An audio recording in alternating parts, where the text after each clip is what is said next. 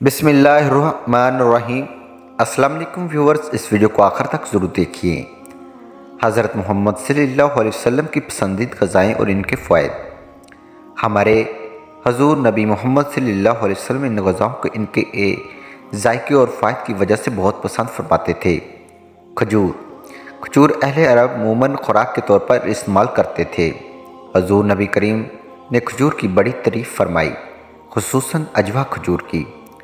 حضور نبی کریم صلی اللہ علیہ وسلم کو کھجور بہت زیادہ پسند تھی اور اس کا بہت استعمال فرماتے تھے۔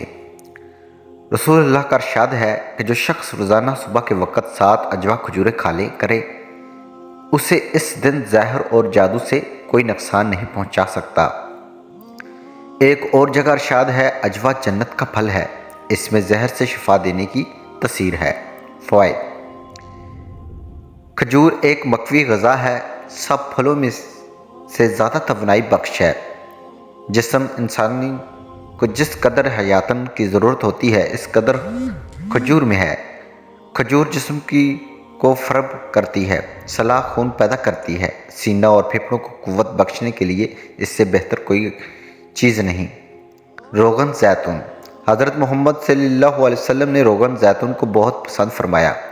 نبی کریم روٹی کو روغن زیتون سے چوپڑ کا تناول فرمائے۔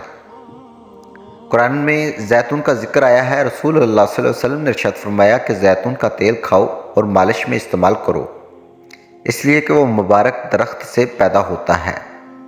فوائد۔ زیتون کا تیل دنیا کا واحد تیل ہے جو چربی میں تبدیل نہیں ہوتا۔ یہ امراض قلب اور موٹاپے سے بچنے کے لیے انتہائی مفید ہے۔ روغن زیتون استعمال کرنے والے افراد دل کی بیماریوں سے محفوظ رہتے ہیں۔ زیتون جوڑوں اور پٹھوں کے درد، سانس کی بیماریوں، کولیسٹرول کے مسائل، پریشر، گردوں کے امراض، موٹاپا اور فالج سمیت مختلف امراض سے انسان کو محفوظ رکھنے کی غیر معمولی صلاحیت رکھتا ہے۔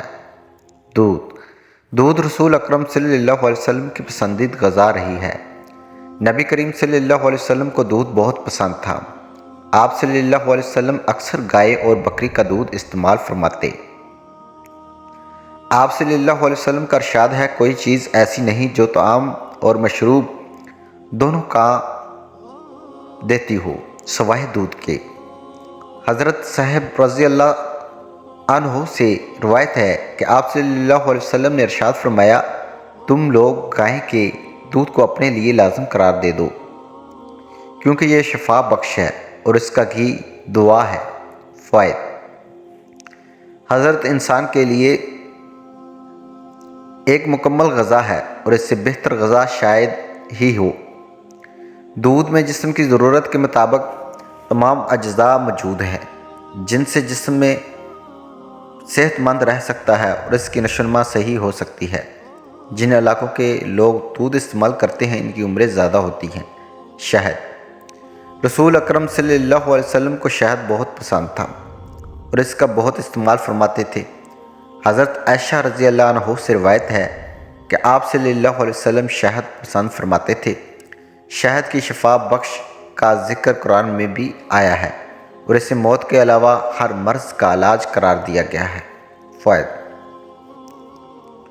شہد کے بارے میں یہ بات طے شدہ ہے کہ یہ بہت سے امراض میں مفید ہے اور اس کا استعمال جسم کو امراض سے محفوظ رکھتا ہے۔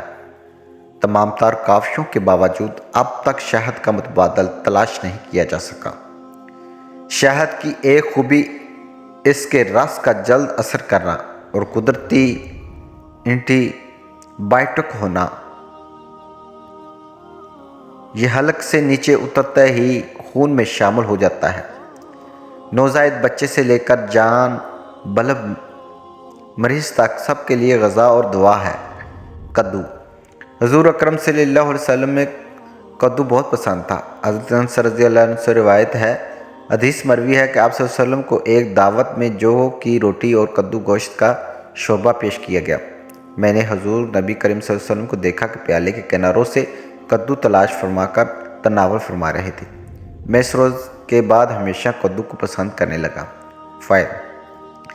کدو ایک سبزی ہے جو ذائقے میں لذیذ اور تاثیر میں زیادہ ہضم صحت بخش اور دماغی صلاحیتوں کو بڑھانے والا ہے۔ کدو مفید قلب، جگر اور اعصاب کے لیے مفید سبزی ہے۔ جو کی روٹی نبی کریم صلی اللہ علیہ وسلم کی مرغوب غذاؤں میں جو بھی شامل ہے۔ حضرت محمد صلی اللہ علیہ وسلم جو کی روٹی کو بہت پسند فرماتے تھے۔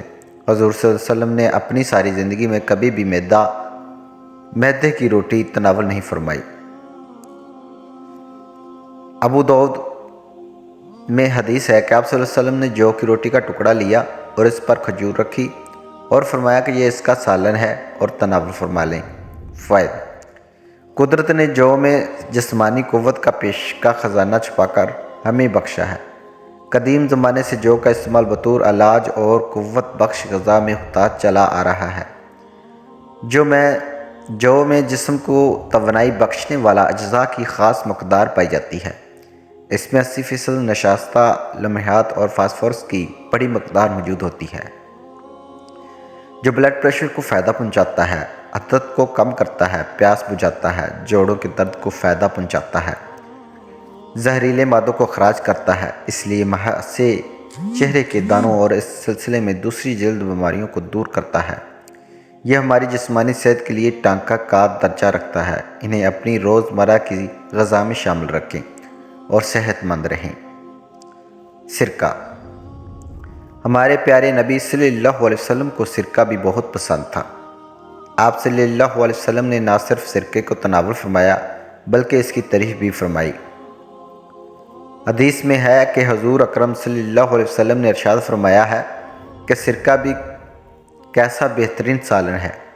حضرت ام ہانی رضی اللہ تعالیٰ عنہ فرماتی ہیں کہ حضور نبی کریم صلی اللہ علیہ وسلم میرے گھر تشریف لائے اور فرمایا کیا تیرے پاس کھانے کے لیے کوئی شے ہے؟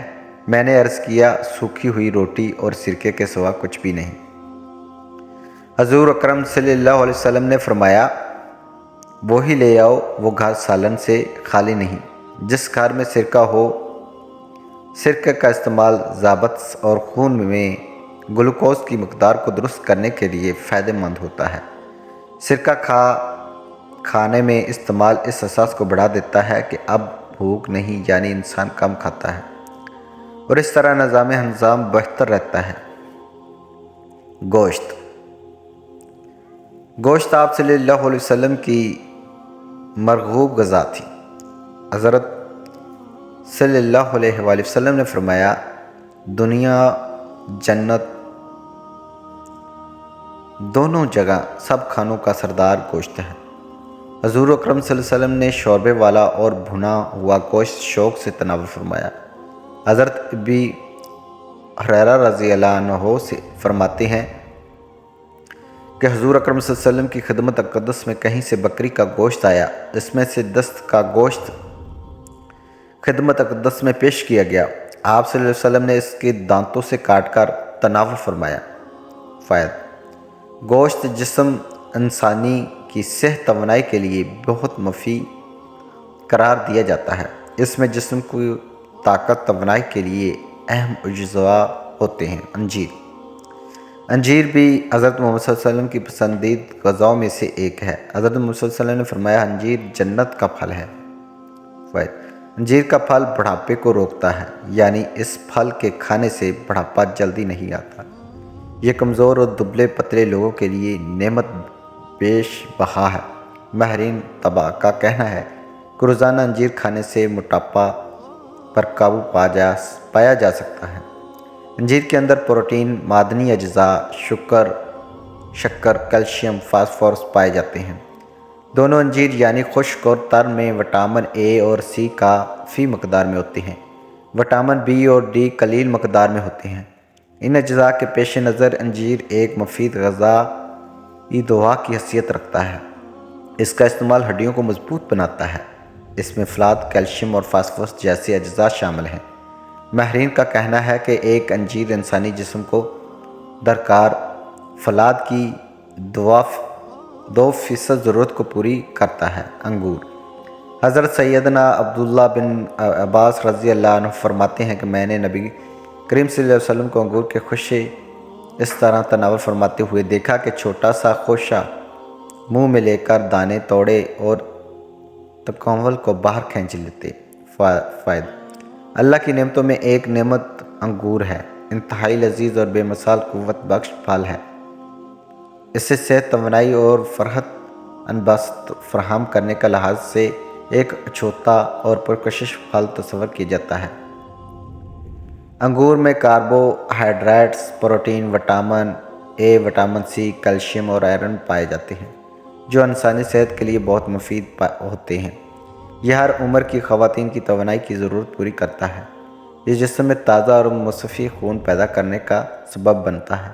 اس کے اندر بے پناہ غذائیت ہوتی ہے۔ اس کا رس نہ صرف معدے کی رطوبت بلکہ نظام کے بعد خون میں شامل ہو کر خون کی صحت مند بھی بناتا ہے۔ انگور کا رس اعضاء سار کے درد اور معدے کی بیماریوں، تاپ، دھاک یا قبض، کھانسی، جسم کی کمزوری، خون کی کمی اور دیگر امراض کے